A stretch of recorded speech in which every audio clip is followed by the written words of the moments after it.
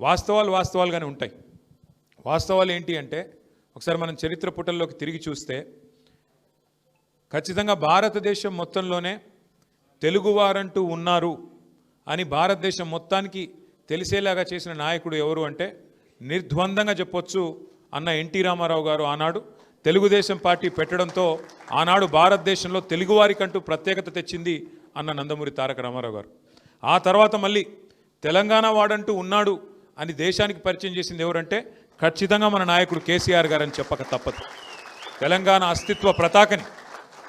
అస్తిత్వ పతాకని మరి పతాకాన్ని హిమాలయాల స్థాయిలో ఎగరేసి ఒక ప్రజా పోరాటాన్ని నిర్మించి 14 సంవత్సరాల పాటు అప్రతిహతంగా పోరాటం చేసి రాష్ట్రాన్ని సాధించడమే కాదు, సాధించిన ఆ రాష్ట్రాన్ని అభివృద్ధిలో 10 ఏళ్ల తన పాలనలో అగ్రభాగాన పెట్టింది కేసీఆర్ గారు. మీ అందరికీ తెలుసు, మరి ఎన్నికలు ఎప్పుడు వచ్చినా ఏ రకంగా వచ్చినా ఎదుర్కోవడానికి పార్టీ ఎప్పుడు సిద్ధంగానే ఉంటుంది. మరి ఇప్పుడు స్థానిక సంస్థల ఎన్నికలు వచ్చాయని చెప్తున్నారు, అది కూడా ఎదుర్కొందాం. ప్రజల మతిమరుపు మీద కాంగ్రెస్ పార్టీకి అపారమైన విశ్వాసం ఉంది.